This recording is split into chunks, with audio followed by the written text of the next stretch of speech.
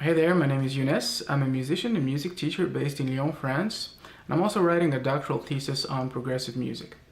Recently, I went ahead and met with Daniel and Andy from Diablo Swing Orchestra to better understand their writing process. This is a pretty long interview. You might want to pop some corn, get some chips, or a six-pack of chew or something, because we practically covered everything related to the band music-wise. In the meantime, don't hesitate to check out their website, diabloswing.com, or their Facebook page. Their newest album, Pandora's Pinata, is coming on May 22nd on Sensory Laces Edge in the US and Candlelight in Europe. I truly hope you enjoy this as much as I enjoyed doing it. See you soon. I'm writing a thesis on progressive music, basically. You, along with a couple of other Swedish bands, are in it, are a big part of it, mainly because you can't stay more than 3 seconds with the same musical genre in a song.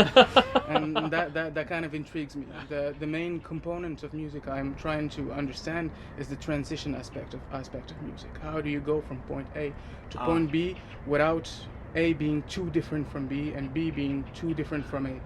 The link between the two, how does it work? That's the main point of progressive music to me. Progressive music has to go from a point A to a point Z, going through B, C, D, E, F, G, but with a certain logic. Okay. First of all, what is your writing process? Well, I'm not gonna talk to you. Sorry, I'm not gonna talk to you about the band. No. People know about 1501, the whole story, the whole little DVD. People know. All that. Some people, if you do a little bit of research, they kind of understand all that. You're more interested in the restlessness yes, of the I composing. want to understand how your brains work. Actually. Okay. Well, pick his. It's Pick your brain. I guess that it all starts with for this band. It's mainly rhythm ideas coming up, together with that's what kind. I'm no drummer myself, but the ideas always come from rhythms or on the guitar, rhythmical ideas that works in really small pieces of ideas. And if you take in harmony into that, it always comes second. And if the rhythm kind of excites me in a way that, okay, we haven't done this before. It's also an aspect of have we done this or not. I'm kind of picky, not trying to do the same thing again somehow. Still not losing the Not sound. repeating No, not yourself. repeating and not, but still maintaining what we would call a sound of the band. You know, there's no set frame. We're not doing this or this, but it's kind of unspoken within the band that if we play something, does this feel like us? Or is this something completely that doesn't belong here? And it normally starts with the rhythmical ideas. I bring in a melody idea to it as well, and it's just a really easy way of recognizing is this any good. If you sometime during the process you get goosebumps. If you I try to picture Anne Louise's vocals in my head. So it has to be visceral. Yeah, I mean, if you I guess that's another way of saying that you feel the music. Is this doing anything for me? Is this can something come out of this? And that's normally when I bring it to show the idea to the rest of the band. And in the past, it's been to Pontus first, to Helts, who's the main, what do you say, the guy who knows all about the recording. Machinist. Yeah, I mean he exactly. He's He's like a co-producer of of the album as well, and also in terms of he's a perfectionist when it comes to deliver on a record. He's into the details, which I'm not. So that's kind of the pair when it comes to songwriting that I come up with. I think ideas that would work, and he will kind of mold it into to put it on tape, basically. Programming the drums, feeling putting the riffs in. We now also bring in the bass and try to show the ideas, and everyone brings their aspect, of course, to the sound. But that's maybe how, if you will, it's all never exactly the same way. It starts with a song, but mainly that's the basic process. Okay, and the progressive aspect you inject into the music. Do you start with that idea? Do you tell yourself, okay, we're gonna have a progression in 4/4, for example, but then I have this, I don't know, Turkish or flamenco idea, or I don't know, some kind of different idea that's gonna be in 9/16 or in 3/4. Do you tell yourself, in this part of the song, I think I'm gonna try to write something in 3/4 and have it come from the 4/4 in a natural way? It's interesting because we actually talked about this like last Friday, I think it was, like how we used to transport from A to like C, and making that step like too large of a step, and these days we add a lot of parts in between there, so it's more like glued together these days than it actually was like a couple of years ago. Okay. Yeah, the song, yeah. Yeah. So that's actually that's one of the things I noticed from Butcher's Ballroom to Sing Along Songs.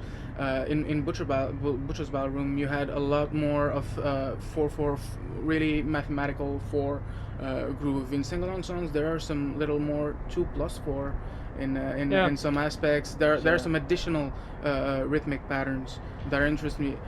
Is it going to be even in that direction in Pandora Spinata? Yes, but that's mainly because we switched drummer, who is more also into the more technical aspects of drumming, and so that's going to be one of the big leaps between the albums. We have two main, as I see it, progressions within the third and second album, and that would be the drumming, and that would be the arrangements for horns and for strings.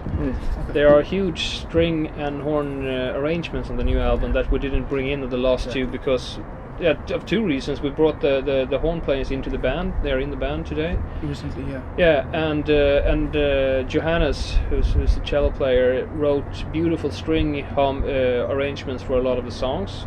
After I brought in the original idea, basically, for a couple of them.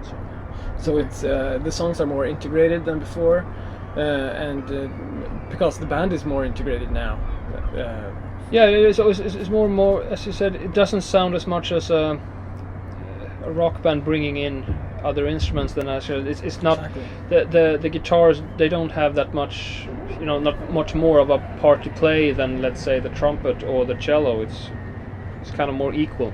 It's a big band, Okay. not a rock band with extra instruments. It's a big band. It's the whole 8 people are encompassed into the much process. more. Yeah. Yeah. It's not you write this and then you add No, exactly. No, they are in the exactly. process from the parts beginning. after Yeah.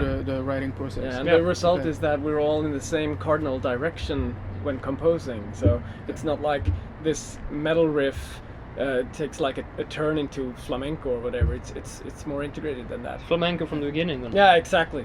Okay. Exactly. And that's actually interesting that you're talking about flamenco. Do you have a geographical progressive aspect in mind? Because that's something really interesting to me. Today's progressive music also tries to pick up from other musical genres, and as you put in the DVD, there is a little part where you had to not say your name and tour, and there is the progression on the map, the Russian paradigm, the French paradigm, the Spanish paradigm. Do you this geographical aspect, is it important to you?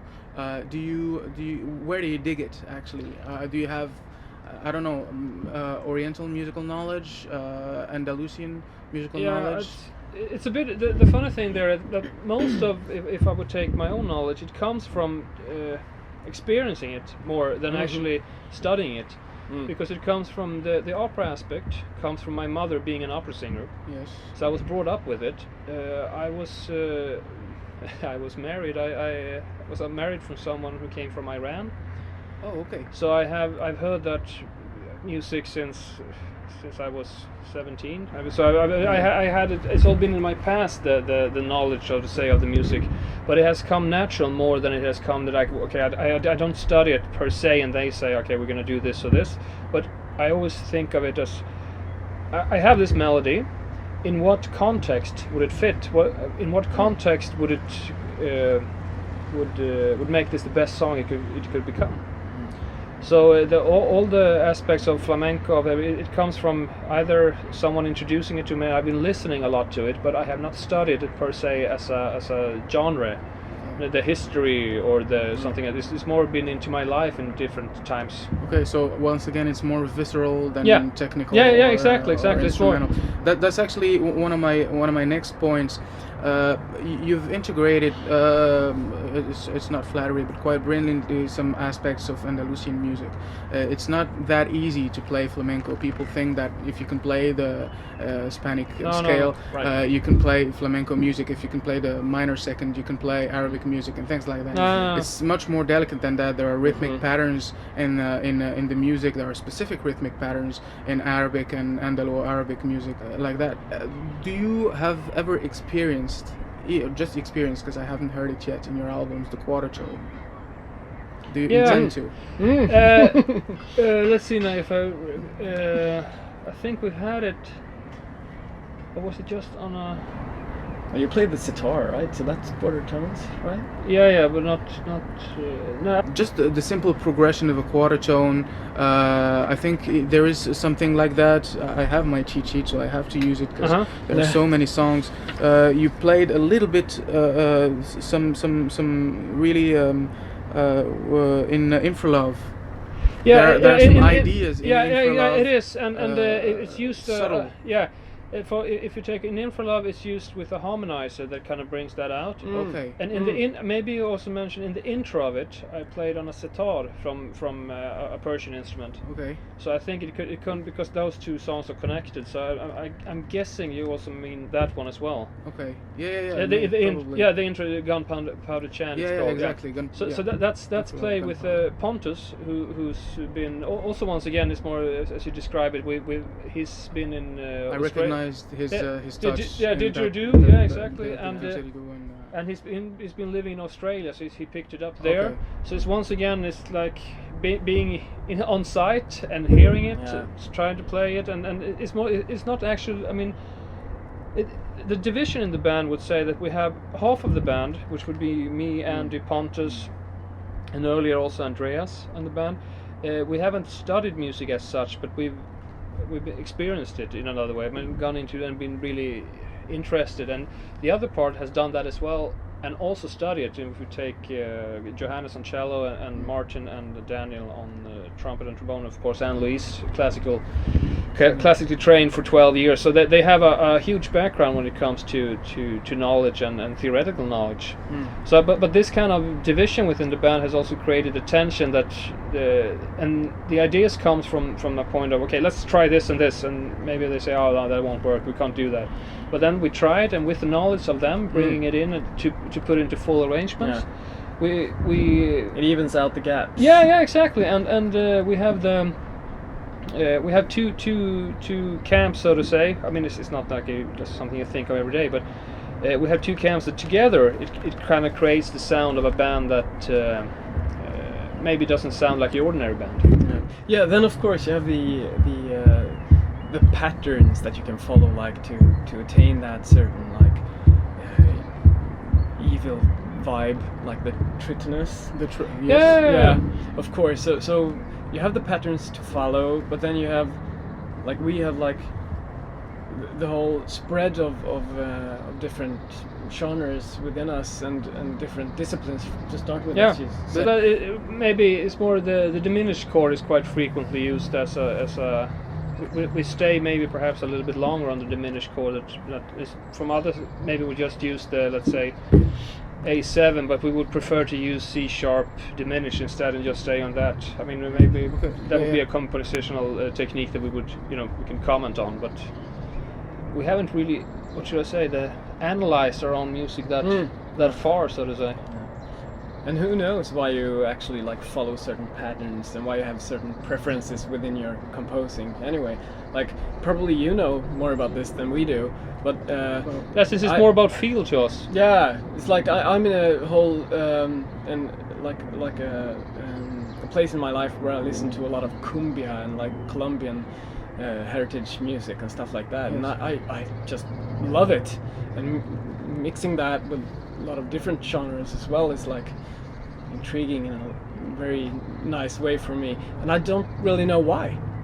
So maybe you can inform us about that. Yeah, it has to be a cognitive background once again. Yeah. Something that inspired you when you were little. Yeah. It can be probably food. Maybe you had a friend who was Latin. There is a strong Latin vibe in your music. Yeah. In all of your music. Even the more Diablo Swing groove to it. Even Balrog Boogie. Even songs like that. There is a strong pulse, a strong Latin pulse in your music. So maybe you had Colombian food when you were a kid, and you liked it so much. You like something got stuck. Yeah. So something got stuck. Maybe you were in a bar one night and you had a great night at a bar. Right. You know. So it's like positive associations within my mind. So it stayed in your mind. It lingered and grew without you really knowing it. You know? Maybe you like the color orange. Maybe you're a fan of really hot colors, and you wear a lot of reds, a lot of orange, things like that, and it's stuck, and then it comes out that way. You know, it can be a lot of ancient memories that come back, and people you've met, people who've made an impression on you.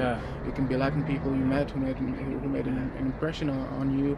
And of course you want to like relive those positive associations. Yes, right? Exactly. You wanna recreate those moments in a way, and it comes out in your playing. You know, it comes out. You listen to a bossa nova song or a bachata song or a progression, Cuban progression, and you tell yourself, that could sound well in this context, and you try to put it in your own terms. So that was actually one of another question. This Latin vibe, so we covered it. Actually, the strong Latin vibe, the whole Piñatas Pandora is I don't know. There's a strong vibe. You're touring Mexico and Colombia, South America, too. South America, the whole it's going to be Colombia, Venezuela, Brazil, and Argentina this time around. So the next album is going to be in Spanish entirely, Spanish and Portuguese or something like that. But I mean, of course, we come to that part as a band that where the audience start to affect us as well. Yeah. When we started to play, it was just for us. We didn't even have a plan that was said that okay, we're going to do this. We're going to go to this record company. It was more of okay. As we've known each other for a long time, okay, we just have to do this album because that was, of course, everyone's kid's dream. We have to do this album. We have this music. Well, okay, let's do it. And there was no more plan than that. So we just recorded it, and then we started promoting it ourselves on the internet for a year or so, and then the record company picked it up, and from there. But nowadays we're also influenced. Some lyrics on the new album is actually affected by what fans write to us about their lives and about their situation, how the music helped them. So I mean, it's impossible not to get affected ourselves by it. Yeah, gets really personal on that level. Yeah. So because nowadays those people are a factor in our lives. Of course, they influence us as well. They send us suggestions what to listen to. Hey, have you heard this? And try to check it out as much as you can. So we're keeping it really social, that aspect as well, like using Facebook and stuff like that. Yes. Not keeping the listeners at a distance, in the dark, right? Like integrating them as well. And instrument-wise, you talked to me earlier about the instruments and friends, what friends actually or your entourage brings to you. Now you have two more musicians in the band. Is this instrumental aspect, and by instrumental I mean like playing-wise, is it progressive in your band? I mean, do you intend to integrate even more people in within the orchestra? Well, I mean. The setting we have now, feel that because the other, if I would say, instrument-wise, both Johannes and Martin and Daniel are all. I mean, they could play piano instance in concert. I mean, not to the extent that maybe the pianists we used on the recordings, but they can play sufficiently good so that we can use them on stage. I mean, I can't play that well myself, so with them on board, I think the restriction that comes into play is the money factor. to bring even more people on tour, it's hard as it is. Yes. With 8 people just in the band, and since we don't play as much close to home, it's always at least one ocean away. We kind of feel that we need to also make it there's a reality to it, to touring as well. Of course, on the new album, you will get to hear some extracts from it later. I think we have one with 15 or 16 on just one song, so it sounds like a full-blown classical piece. Okay. So we have everything from woodwinds to what did we not have? Yeah. Mandolins and everything. A full string section and everything. So you'll get to hear it. So It's like an audio experience. Yeah. Drama. So it sounds like something out of Sound of Music with With a lot of like turns and ups and downs, Oh. and like the grand finale as well. Oh, okay. Yeah. I'm excited to hear. Yeah. I'm excited to analyze it too. Yeah. A little bit. Dig in there. Yeah. To like Tear it apart. plunge in it. Yeah, Do it. Yeah. I have a question about the notion of the idea with a capital I.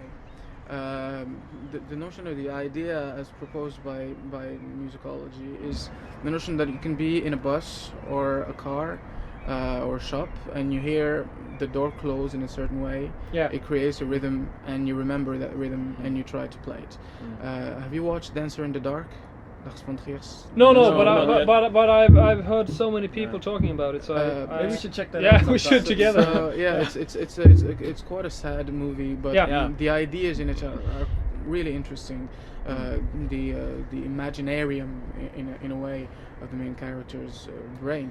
Do you have you ever had such revelations? Loads of time, but they mostly come back to me if we would analyze the songs and per se say, well, that part comes from that comes from there. A lot of the ideas comes from children's songs, reused in a way that I picked the rhythmical ideas from a song that all Swedes would know, because they are, I mean, in the in our spine. heritage, Yeah, it's in the yeah. heritage and spine of every kid in Sweden. But they are used in a way, so I mean, even for Swedes, they could say, okay, I know this, I feel something with it, and not always intentional. Familiar in Yes, some it's, way, it's yeah. very familiar, but it's not done as an intention. But it feels, I like it myself because it's a part of my heritage as well. Okay, we're gonna do this, we're gonna do that, and the rhythmical ideas can come from. It's normally something else. Let's say the vocal lines from a song becomes the drums in our songs. The cello. I mean, if someone sings in a way, like if you would take rap for instance, Yes. from Balrog Boogie, Yep. the song from the second verse, you could take the growling, whatever you would call it, part. That's from Mystical, the rapper. Okay. I mean, his way of using rhythmical ideas with his voice. Yeah, stuff like that. So it's so I have that kind of things kind of often. It's also been like I'm trying to think of a good example. I think it was how my daughter, she dropped what do you call it, a box with cutlery in it Okay. in a certain way on the floor, and it fell kind of slowly.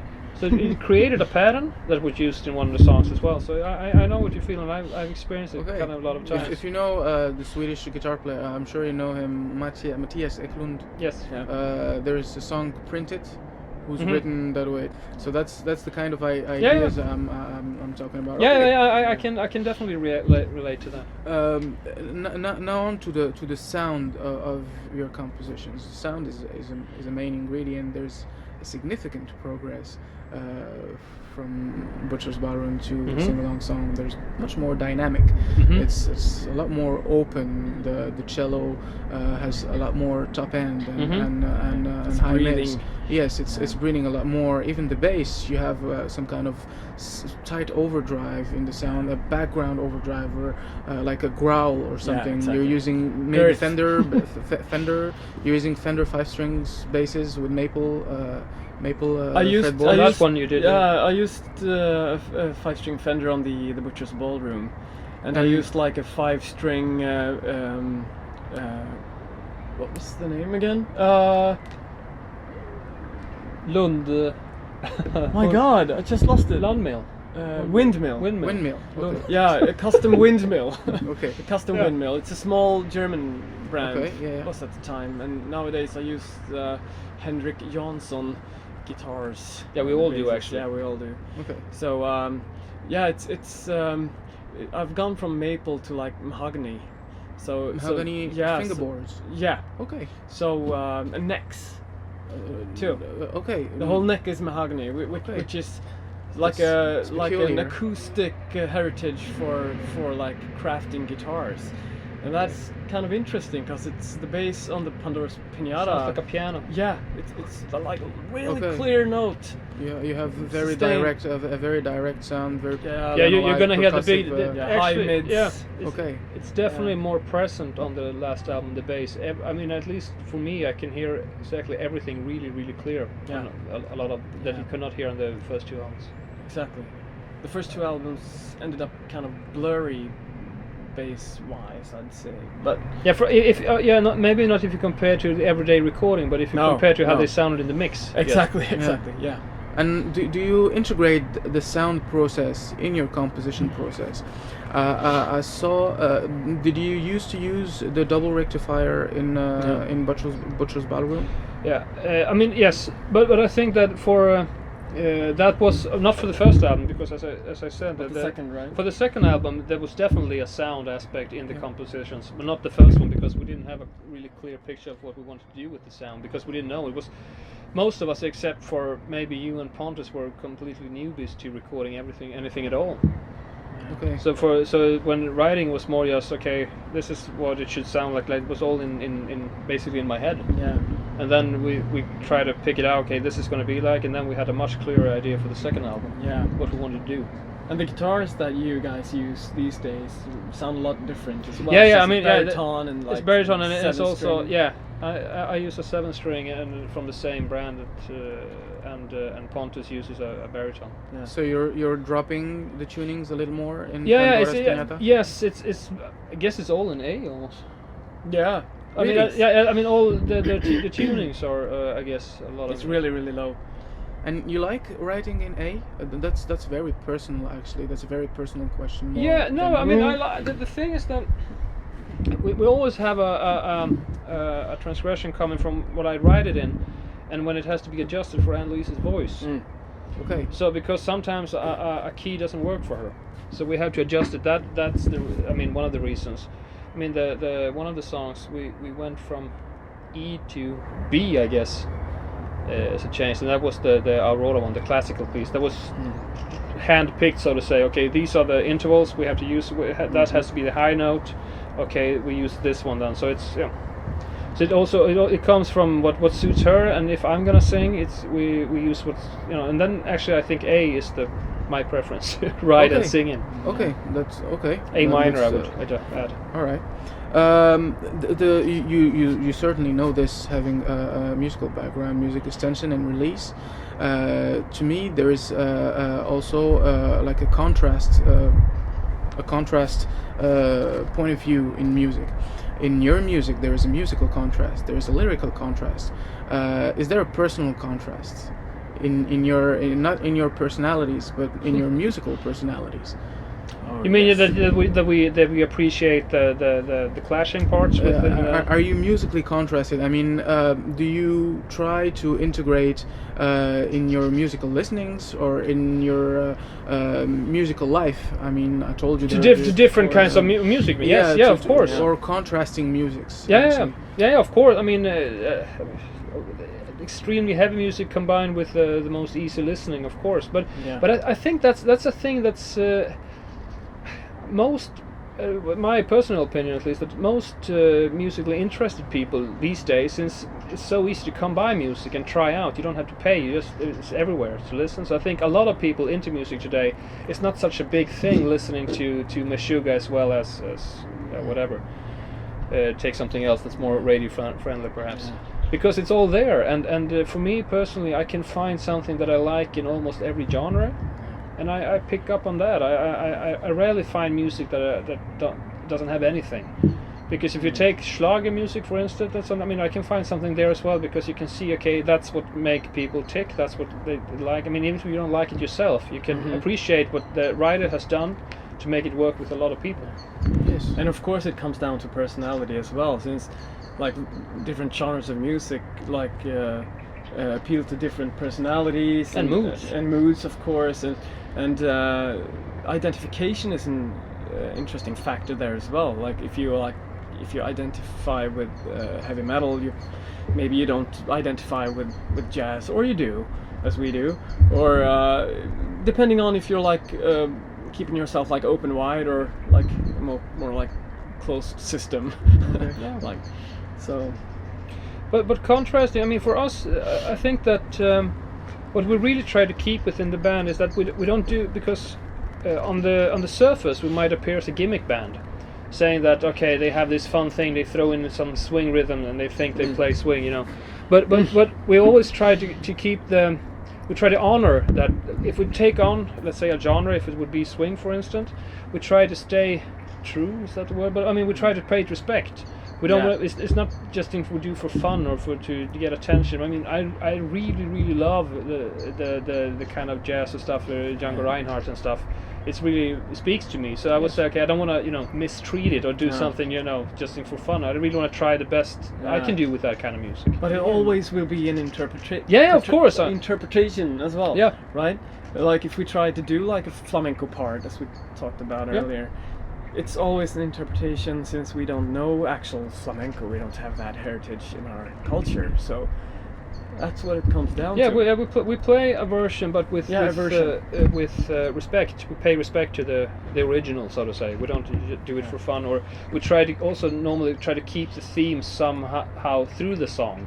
Somehow it's not just because what I think a lot of bands do wrong, if it's wrong here, is that okay, we do this, okay, we switch to this part. There's nothing in between there. We just put two different things on top of each other, and it would sound like it's progressive music. Yes.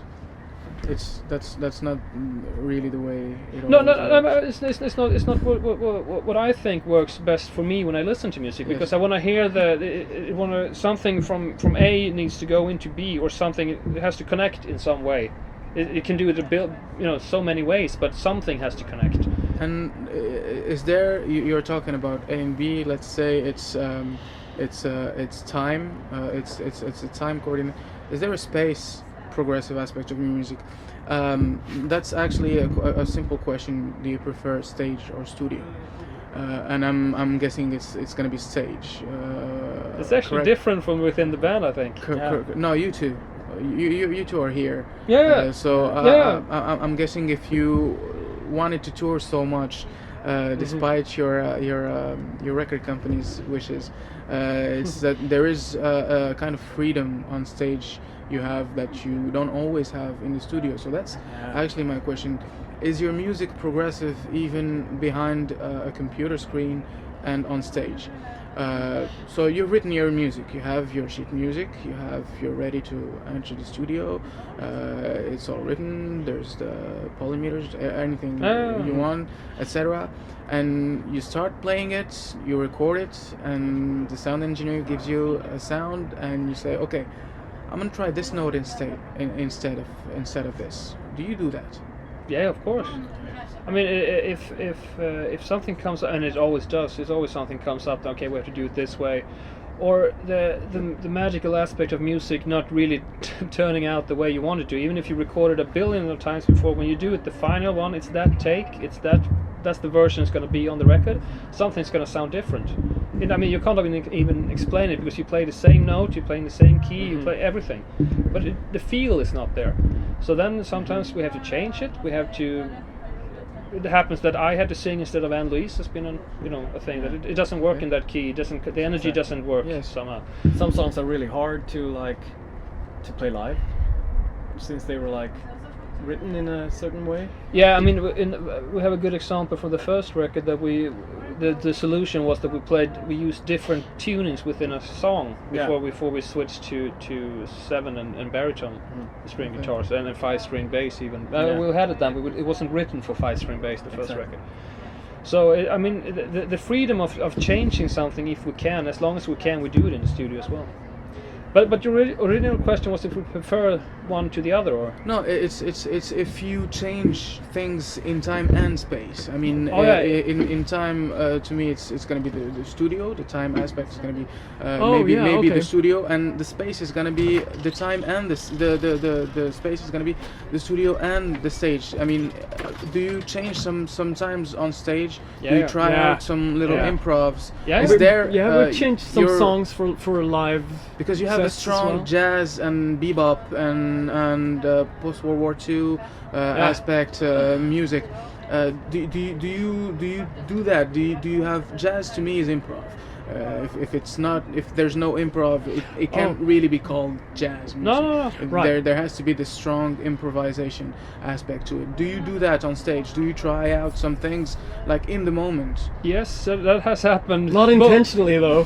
Both actually. In terms of it has happened as an accident and come out better than before. Yeah. And sometimes you get what you say. You get a feel to it that okay, I'm gonna try this even if it's not. And sometimes it sounded really crap, and other times it's worked. And I mean, if I speak for myself, I've used it for the rest of the tour or the rest of when we played live. Because accidents sometimes like write songs themselves. Yeah. Right. Like both for composing or like live appearances as well, as you talked about, like your daughter is like spilling out the pottery, was it? Or? Cutlery, yeah, drawer. Yeah. Yeah. So, or an example from the stage could be like turning on some pedal that wasn't supposed to be on a certain like And it segment gives of you- the song, Okay. and then Yeah. something and magic comes out. Like Yeah, that has happened. And then you yeah. spend 3 days looking for that yeah, setup. exactly. to Trying to Yeah. repeat it. Yeah. Yeah. So Okay. of course, good things happen in the moment. Okay, and that actually brings me to the 4 stages of a musician I talked to you about in the very beginning. A bass player named Anthony Wellington, who plays with Victor Wooden in the Victor Wooden band, puts a clever differentiation, different separation on it. He says there are 4 states for a musician. There's the unconscious unknowing, unconscious ignorant, actually, not in a pejorative way, ignorance, musically not knowing rather than ignorant. There is the conscious ignorant, the conscious not knowing. There is the conscious knowing and the unconscious knowing. Yeah. So the Interesting. unconscious unknowing is your daughter if you give her your guitar. Yeah. She plays like crazy. She's happy. She's Yeah. with the angels. She doesn't know Yeah. what she does. But if you pick up the guitar, you cannot reproduce what she just did. No, I know. Okay? Then there is the conscious not knowing. That's the beginner. Your student, when he comes with his guitar, he knows he's making errors, but he also knows he's making them. He makes errors. He also knows So he's he's making them. self-conscious So he's of doing that. self-conscious Yeah. about he's still shivering with when he plays. He's still scared. Then there's the unconscious, the unconscious knowing. The unconscious not knowing and the unconscious knowing. So the unconscious knowing is most of the musicians when they play on a stage, but they have to think about their scales. They have to think about what's coming next. And finally, there's the unconscious knowing, and that's the master, the guy who can talk to you while playing completely messed up stuff, very complicated stuff, very intricate stuff, and the guy who on stage is able to think about what he's gonna have for lunch the next day while playing his music that's in 1716 and Phrygian and then Mixolydian right after and mixing all those stuff. So, what stage do you guys think you're in? You can a be Zen story comes to mind actually. Like you can be not humble about it. You can actually tell me you are in the 4th stage when you're on stage, and maybe you are in the 3rd stage when you're at home or something like that. Well, a Zen story comes to mind. I don't know about you, but a Zen story that says like that you should focus on a discipline for like 12 years, and then you should like let it be for another 12 years to master it. Okay. And I've noticed sometimes that when I've left my bass alone for like a really large amount of time, and I then pick it up, I actually play like better. It feels better than when I was like really active with my instrument. I think that's kind of like an unconscious like evolving in that. Like you have to be really active to get the techniques in there, and then you gotta rest to like let it sink in. So for myself, I think I'm highly an unconscious musician in a lot of ways. Okay. Yeah. Daniel. Yeah, if you would add to that fourth stage that you actually do a lot of mistakes, but I can think of other stuff and I can be in that moment, not what I'm playing, but I do make mistakes during those periods of times as well. But it's my aspect of being on stage is maybe comes from background of being a lot into the aesthetics and the idea of punk bands on stage. And I really like that idea of it's more, it's not correct all the time, but it has so much energy. So for the audience and for the band, that's not the main point of the band. It's not supposed to be perfect. And that's perfect. And that's different from me from the studio work. I mean, you get it all there, you can hear it all that, but I want an experience live. I don't want the record pushed on play. I know that there's so many musicians that can do this perfectly, and I'm not one of them. But I'm not really looking for that on stage either. I know that some of my bandmates have been telling me about that. But for me, it's of course you play a solo differently if you're like totally in the heat of the moment, like acting out a whole like. Yeah, and it's that 1.5 or 1 hour on stage for me that's the relief of flying from 12 or 24 hours or whatever. So that's my moment as well. Yeah. I want to put on a show for the audience, but I want to have a good time myself as well, because there's a lot of hassle of getting there. Yeah.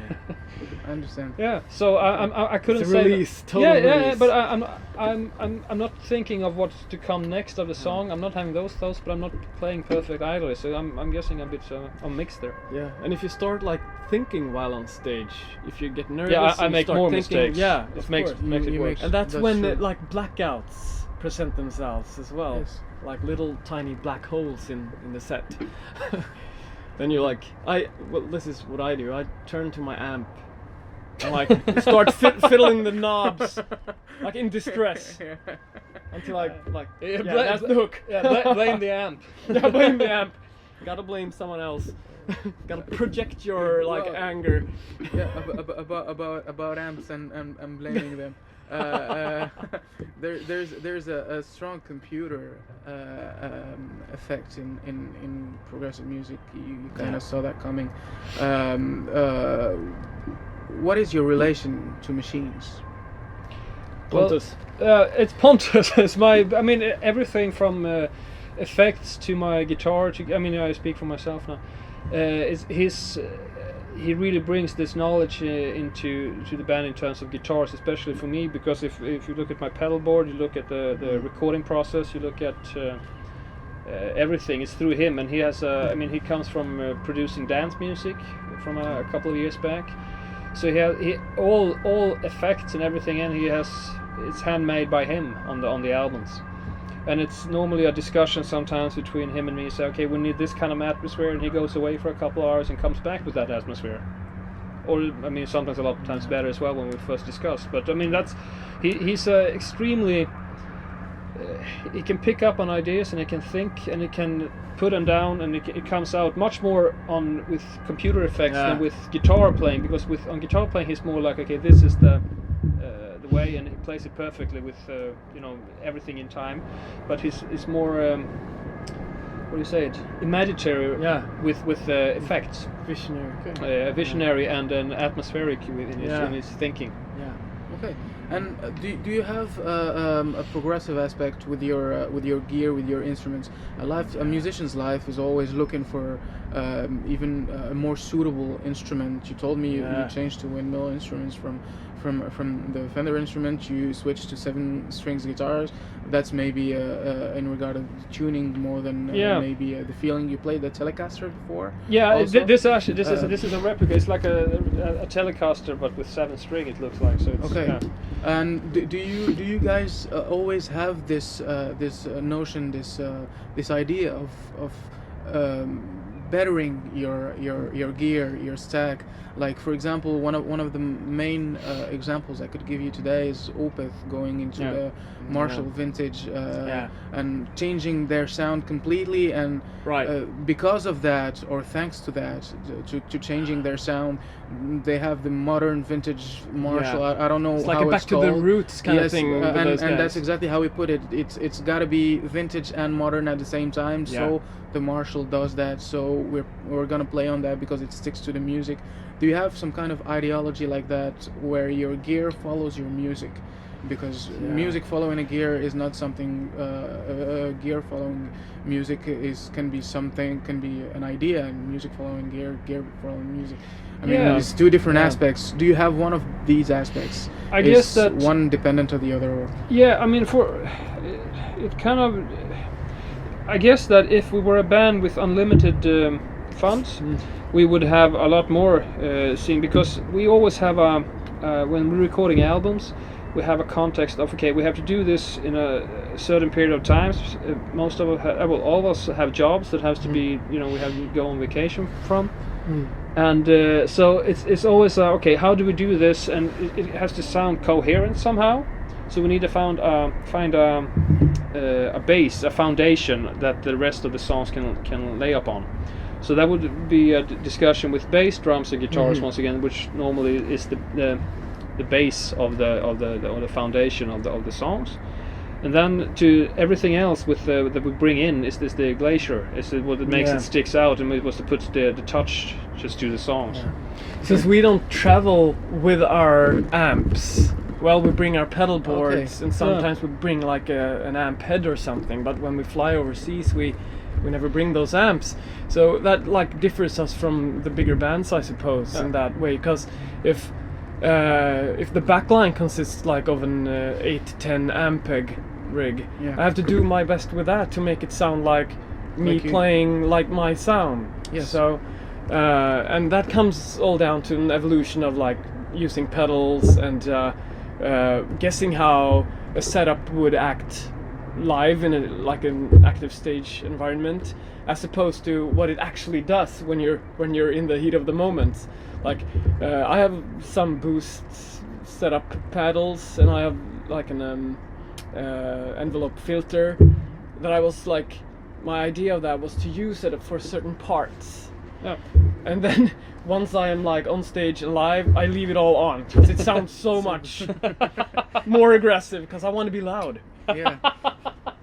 And once I'm up there, I'll like louder, loud, just all in with everything. So I guess the other guys hate me for that, but that's how I work as a musician. We're all like that. We've had bass players are all like that. They gotta be heard. Exactly. It's like a big complex thing there. We've had a singer feeling sick from 80s bass shows to throw up from the stage because they had a big subwoofer underneath. That can actually be a problem, because a lot of like bigger stages have like this like, I guess it's like 18-inch elements or something like that, like subwoofer elements under the actual stage. It's like the band Sun, the band Sun, who puts people in comas and you could do that with that tone. We're not there just yet, but but on stage we start with ourselves and we bring it to the audience later on. And to answer the question that you had like before, for me personally, I can only speak for me personally.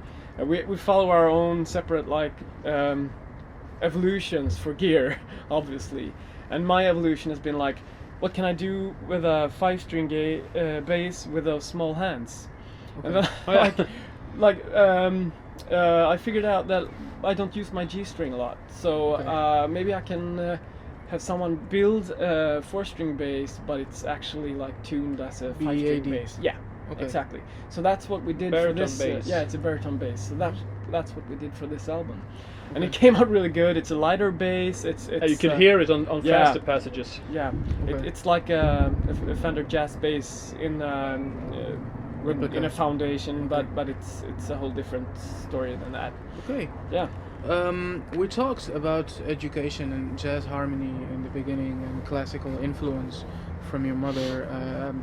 What say to some fundamentalists that say harmony and contrapunctus died in 1750 with Johann Sebastian Bach? What we would say. I mean, as a musician, I've been fed this without actually knowing, because we had a discussion. I had a lot with Johannes, was asking me, okay, why do we do this? And it's always a question. Okay, it sounds good. That's always the main thing. So and I've not analyzed the songs, why it's used. I mean, compositional methods. Either this is more, does it sound good, and I pick in the sound that would go with this song. And I didn't answer this before, but I would like to put that in, that the melody comes first, and it never has the flavor of anything when it comes. It's a good melody, and sometimes from that melody derives a theme from the song. It doesn't say if it would be samba, if it would be whatever, Japanese J-rock music. Yeah. It comes from what the melody would sound good in what context. Okay. So that's more of the method used, so to say. It comes from melody. It's normally like a pure melody, but it comes from it sounds good with the chords and chord progressions. And as in terms of theory, it's more.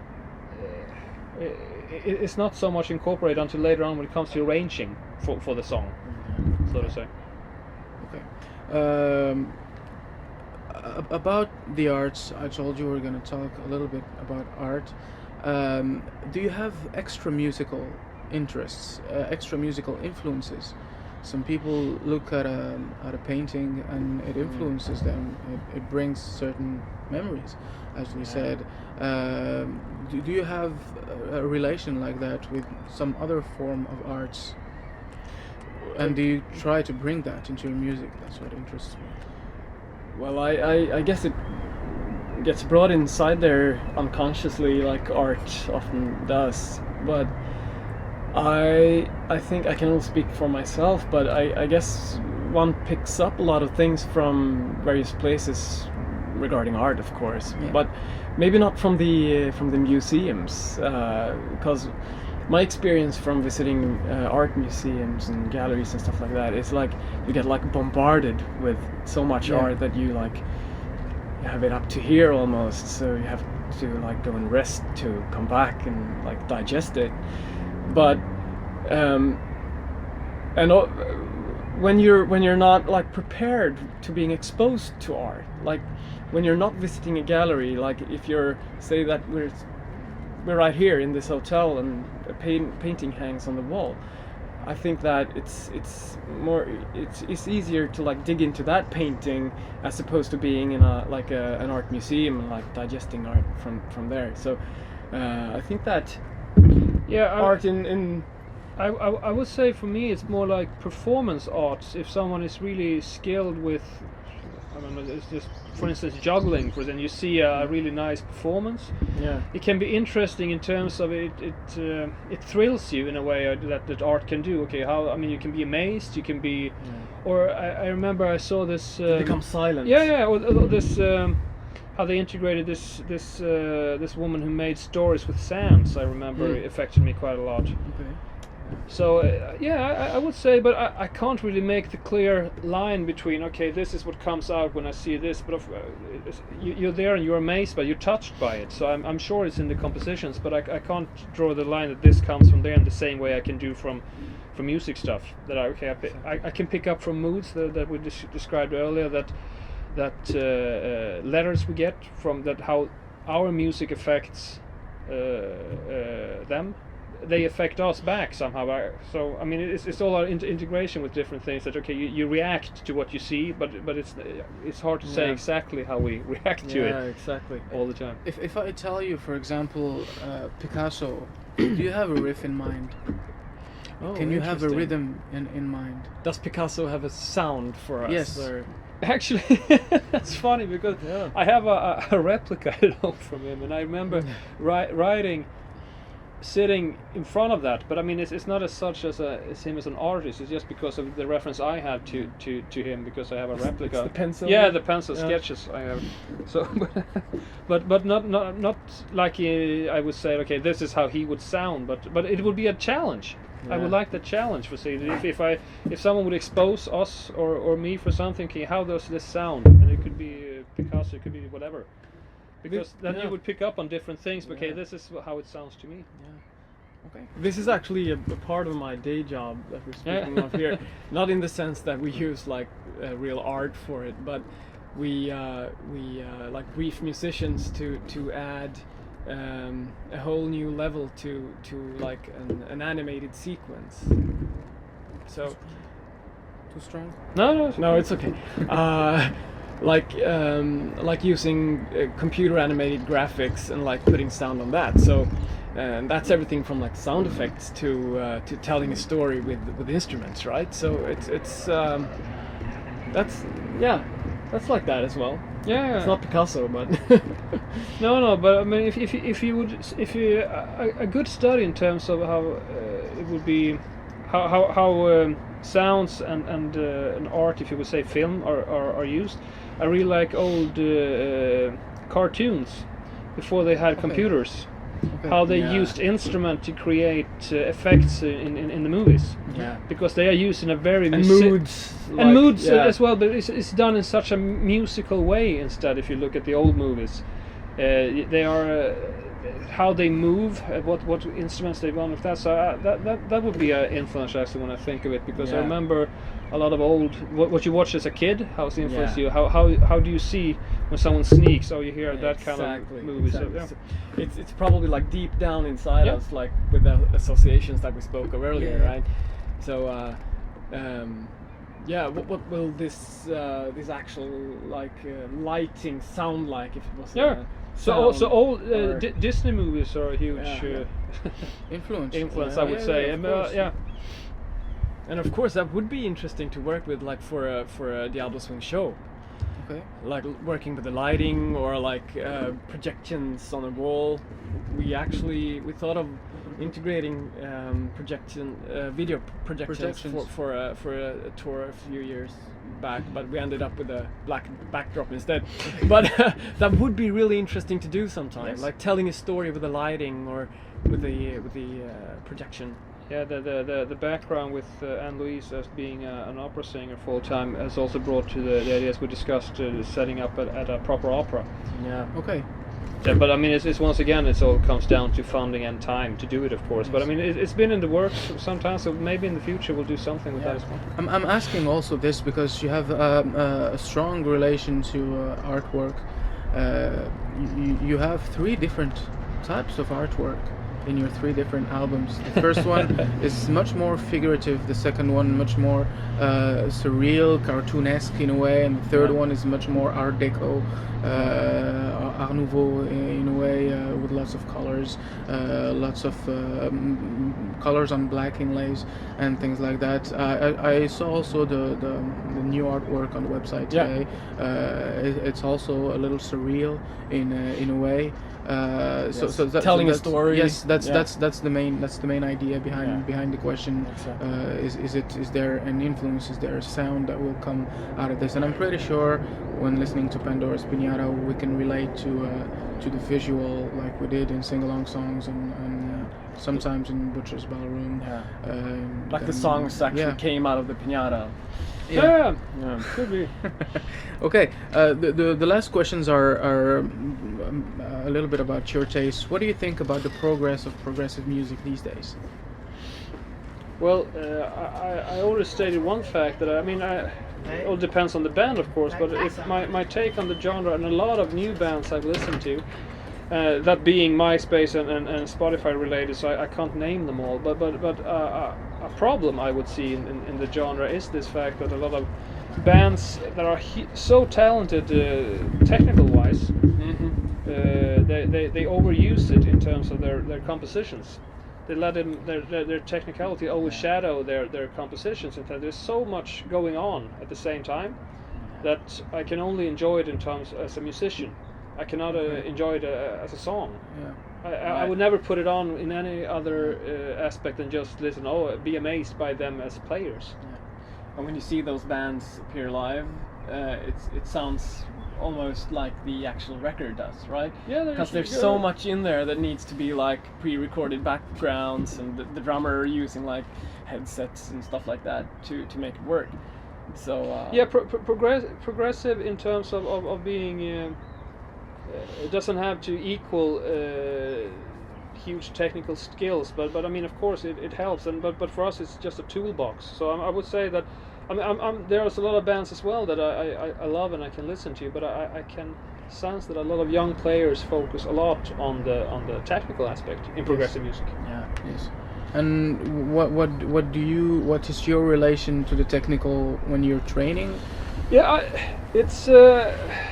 I'm guessing it's because I'm getting old, but for me it's only a tool that if I learn something, I want to learn it because I want to write something differently. I want to do it easily. I want to do it, have another tool in my box. That's the only reason. And normally if it comes to playing on the albums, I'm only playing acoustic guitars these days because the electric guitars I let to Pontus almost everything besides solos and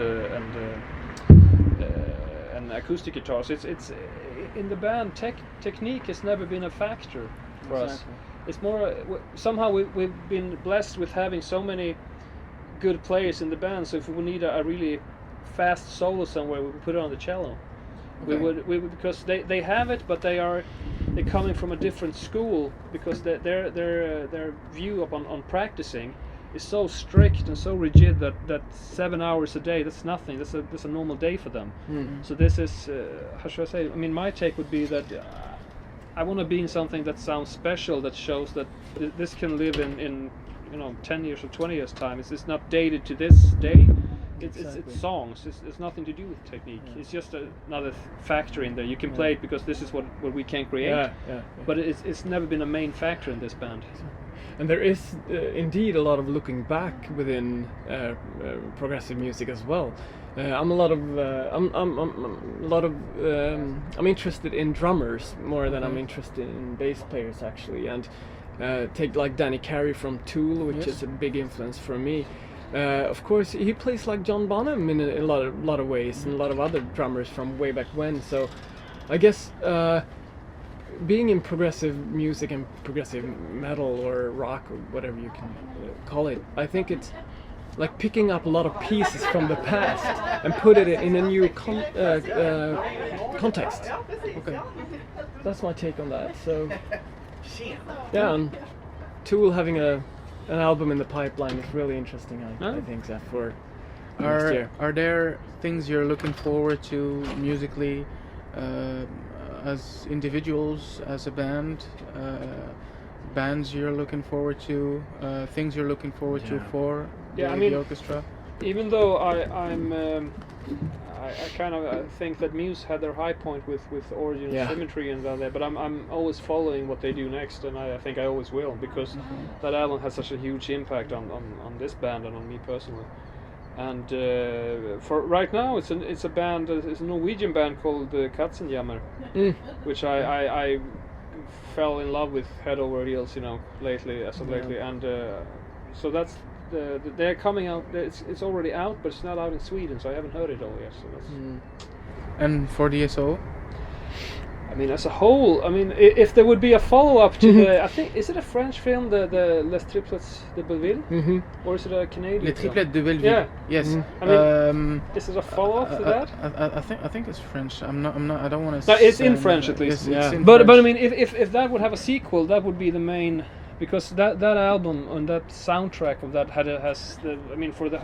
if you could take the whole band, it's so much from that album in all three albums from us. Okay. So if that would have a sequel, that would be the DSO. Yeah. As a whole, so as a band follow up. That would be the record we'll be looking forward to most. Okay. Pandora's Piñata is coming in May. Yes, the 22nd a little bit of May. Promotion for you guys. May 22nd. 22nd. Yes. On. It's on Candlelight in Europe, and it's on Sensory Lace's Edge in the US. Yes. Okay. Good. It's a good progressive label. Yes. Yes. So very good relations with them over there. So yeah. Okay. Go Can. And any tours planned here, there, everywhere? Well, we'll start now in May with Latin America, and we will probably follow in July in a tour in Italy. Actually, kind of a lot of dates there in Italy is the plan. We will add in the autumn. The plan is Russia, Ukraine, maybe Finland. Ukraine, Russia, Finland, Portugal, Holland, maybe Belgium, and the UK is what we have in the pipeline right now. But I mean, there's not such a coherent tour as would be from 2 months at the piano. It will be like off dates, and I mean 3 dates in a weekend. Okay. In these countries. We actually start our tour the same day the record is released, which is kind of a treat. Yeah. Yeah, a lot of ways. it could seem very planned, but it's not. It's a great start. It's a great coincidence. It's a great coincidence. That's good. Anything you want to add? Maybe. Yeah, I mean, if it would be the listeners seeing this, it would be that we hope to see you all on tour. Yeah. And remember to... And here and there, okay, we see it there. yeah, We there want to see they you on are. tour. On tour. We'll see you there. And remember to be playful as well when composing and playing. Okay. Oh. Yeah. Playfulness. Playfulness. Well, and Keyword. Keyword. On the keynote on the P scale. Playfulness. Yes. Yeah. Okay. Yeah. Oh. Okay. Good. Nice finale. Yeah, that's a wrap. That's a wrap.